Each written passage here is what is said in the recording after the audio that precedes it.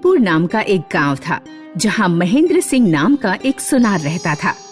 महेंद्र सिंह सोने और चांदी के आभूषण बेचने का काम करता था। उसकी 2 जुड़वा बेटियां थीं, काया और माया। माया, जल्दी बाहर निकल, मुझे नहाना है। क्या हुआ बेटी, क्यों दरवाजा तोड़े जा रही है? माँ, मैं बाथरूम में जाने वाली थी कि माया बीच में घुस गई। अब निकल ही नहीं रही है। नहीं निकलूंगी। अब मैं तेरा नया चूड़ीदार सूट गर्म प्रेस से जला दूंगी। आजा जा, मैं निकल रही हूँ। अब आई ना लाइन पर। काया और माया में बिल्कुल नहीं बनती थी। जब भी महेंद्र सिंह घर लौटता, दोनों लड़ाई झगड़ा करते हुए ही मिलती। पिताजी, काया ने आज मेरा सूट सलवार पहन लिया। इसे मैं पिछले सप्ताह ही गजेंद्र चाचा की दुकान से लाई थी। बेटा, पिताजी गर्मी में अभी बाहर से आए हैं, उन्हें चैन से पानी तो पी लेने दो। अपनी शिकायतें बाद में कर लेना। बेटा, काया ने तुम्हारा सूट पहन लिया तो क्या हो गया? वो आखिर तुम्हारी बहन ही तो है। मैं इसकी बहन नहीं हूँ। ऐसा नहीं कहते बेटी।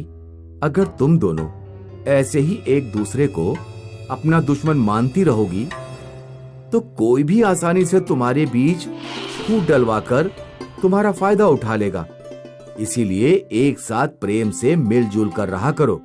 काया और माया अपने पिताजी की बात एक कान से सुनकर दूसरे कान से निकाल देती। काया और माया की चाची महेंद्र सिंह के परिवार से बहुत जलती थी। आए दिन वो अपने पति से झगड़ा करती। तुम्हारे बाप ने तुम्हारे साथ बहुत भेदभाव किया। तुम्हारे भाई महेंद्र को ज्वेलरी शॉप दे गए और तुम्हें सड़ी हुई कपड़ों की दुकान।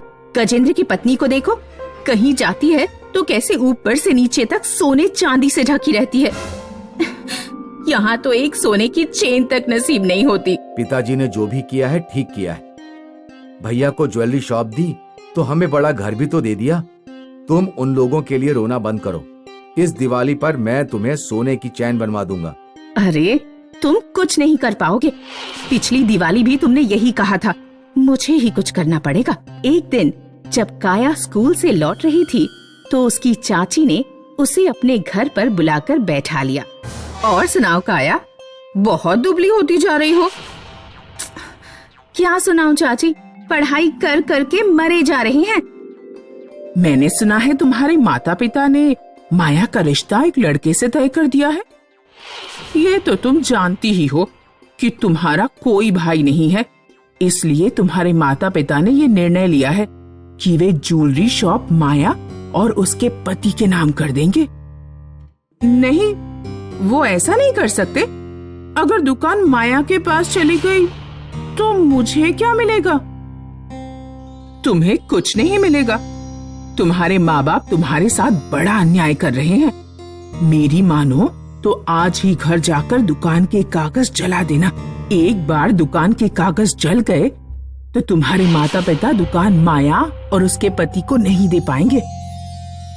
काया अपनी चाची की बातों में आ जाती है। उस रात जब उसके घर पर सब सो रहे थे तो वो चुपचाप उठकर बक्सा खोलती है और दुकान के कागज निकालकर जला देती है। अगले दिन चाची माया को अपने घर बुलाती है और काया की तरह माया को भी चढ़ा देती है। अरे माया, आओ बैठो, बड़े दिन बाद आई हो। मैंने सुना है कि तुम्हारे माता पिता ने काया का रिश्ता तय कर दिया है और दहेज में काया को घर दे रहे हैं। नहीं, ये नहीं हो सकता। अगर घर काया के नाम कर दिया जाएगा तो हम रहेंगे कहाँ पर? अपने माँ बाप के ना रहने पर तुम सड़क पर आ जाओगी। तुम्हारे माँ बाप तुम्हारे साथ बड़ा अन्याय कर रहे हैं। मैं तो कहूँगी कि आज ही घर जाकर घर के कागजात यानी बेमाना जला देना। माया भी चाची की बातों में आ जाती है और उस रात घर का पैमाना जला देती है। फिर उनकी चाची अपने पति से कहती है, अब तुम कचहरी जाओ और महेंद्र सिंह के घर और ज्वेलरी शॉप पर अपना दावा ठोको। उनके पास कागजात तो होंगे नहीं, इसलिए वे साबित नहीं कर पाएंगे कि घर और दुकान उनके नाम है।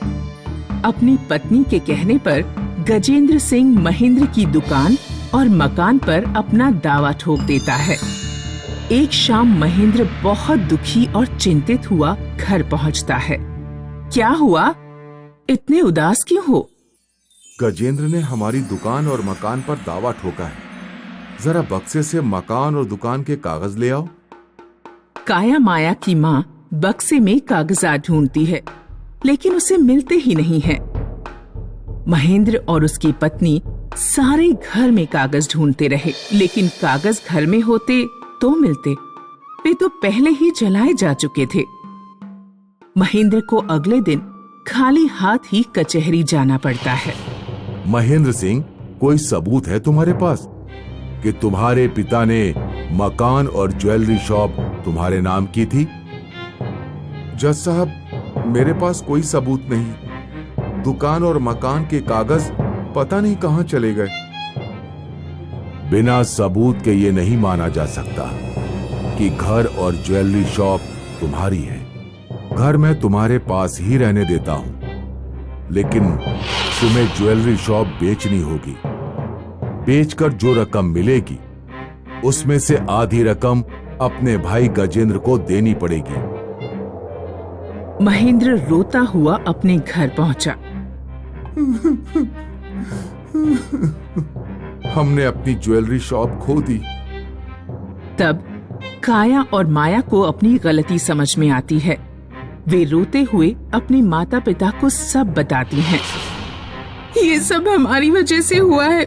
चाची ने हमें एक दूसरे के खिलाफ भड़काकर कागजात जलवा दिए थे। हमें माफ कर दो पिताजी। अगर हम मिलजुल कर प्रेम से रहते तो चाची कभी हमारा फायदा नहीं उठा पाती। दुकान तो गई बच्चों, लेकिन मुझे इस बात की खुशी है कि तुम दोनों ने जिंदगी का एक महत्वपूर्ण सबक सीखा। अब तुम दोनों रोना बंद करो। मेरी असली दौलत तो मेरा परिवार है। मैं कोई दूसरा धंधा कर लूंगा। उस दिन के बाद से काया और माया लड़ना झगड़ना छोड़कर मिलजुल कर रहने लगती हैं। मेहंदीपुर गांव में प्रियंका सोनम नाम की दो बहनें रहती थी, जिनके सिर आपस में जुड़े हुए थे। सिर जुड़े होने के कारण दोनों को सभी काम साथ साथ करने पड़ते। साथ में खाना, साथ में सोना, साथ में घूमना। पापा, क्या हम दोनों के सिर जन्म से ही जुड़े हुए हैं या आपने बाद में फेविकोल से जोड़ दिए? नहीं बेटा, मैंने नहीं जोड़े, ये जन्म से ही जुड़े हुए हैं। कभी कभी प्रियंका सोनम के बीच लड़ाई भी हो जाती। मुझे पार्क में घूमने जाना है। मैं नहीं जा रही, मुझे रूम में बैठकर मुंशी प्रेमचंद की कहानियां पढ़नी है। अरे बेटा, तुम दोनों आपस में लड़ क्यों रहे हो? पहले तुम लोग पार्क में घूमाओ और फिर रूम में बैठकर कहानियां भी पढ़ लेना। एक एक करके दोनों काम कर लो। एक दिन प्रियंका सोनम की माँ ने उनके पिताजी से कहा, हमारी दोनों लड़कियां अब बड़ी हो गई हैं, इनकी शादी के लिए लड़का ढूंढना शुरू कर दीजिए। लेकिन मेरी समझ में नहीं आता, अगर दो अलग अलग लड़कों से इनकी शादी करें तो ये साथ में कैसे रह पाएंगी? दो अलग अलग लड़कों से शादी करने की जरूरत नहीं है। एक ही लड़के से दोनों की शादी होगी। इसके अलावा और कोई उपाय नहीं है।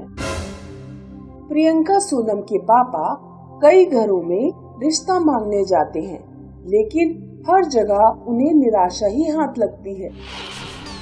देखिए राम सिंह भाई साहब, सिर जुड़ी लड़कियों को अपनी बहू बनाने में हमें कोई परेशानी नहीं है। बस 20 लाख दे दीजिए, हम शादी कर लेंगे।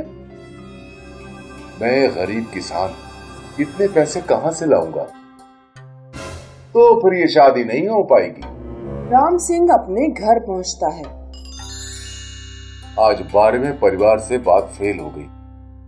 कोई सिर जुड़ी बहनों को अपनी बहू बनाने के लिए तैयार नहीं है, और अगर कोई तैयार भी है तो मोटी रकम मांग रहा है। मुझे तो समझ नहीं आ रहा क्या करूं। पिताजी, आप परेशान ना हो।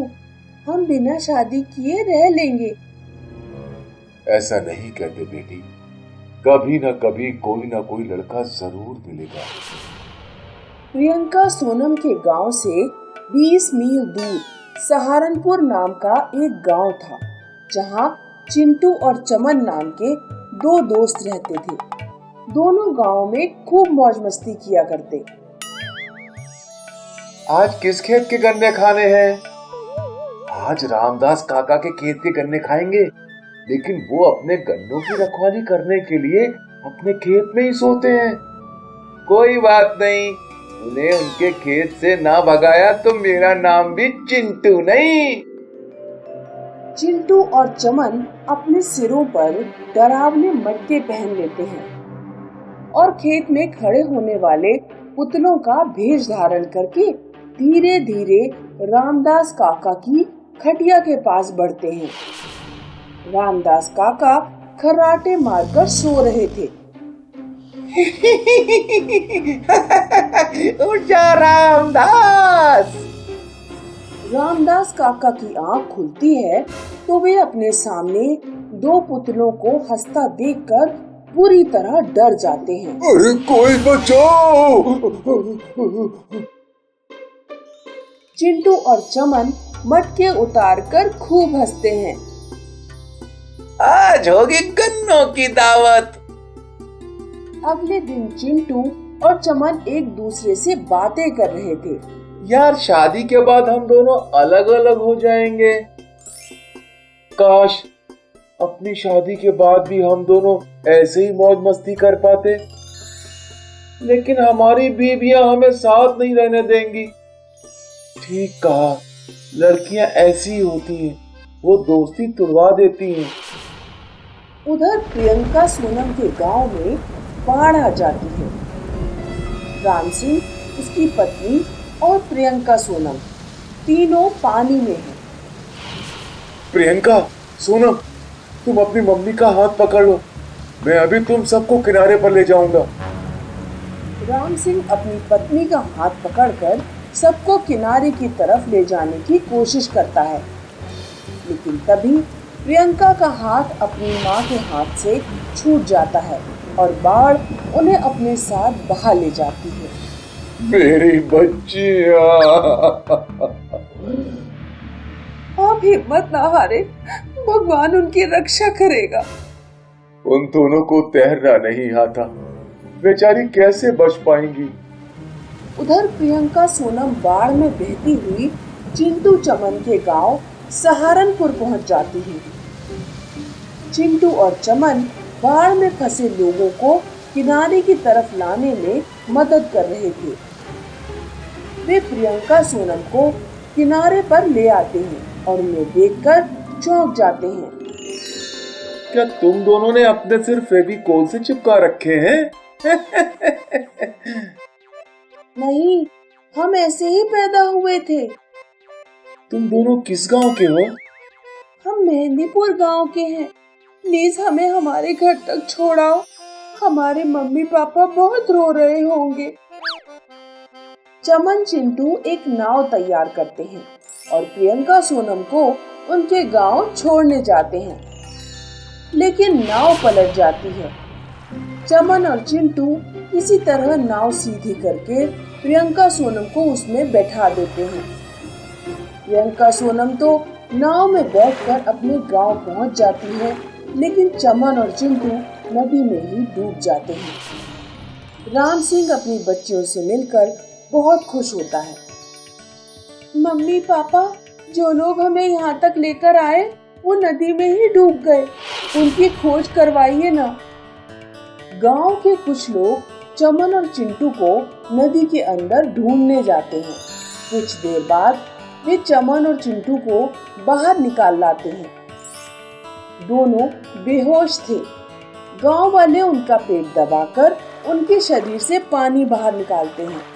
चमन और चिंटू को होश आ जाता है। तुम दोनों ने हमारी बेटियों को बचाया, हम तुम्हारा एहसान कभी नहीं भूलेंगे। क्यों ना हम दोनों इनमें से एक एक लड़की से शादी कर लें? ये हमेशा साथ रहेंगी, इनके माध्यम से हम भी हमेशा साथ रहेंगे।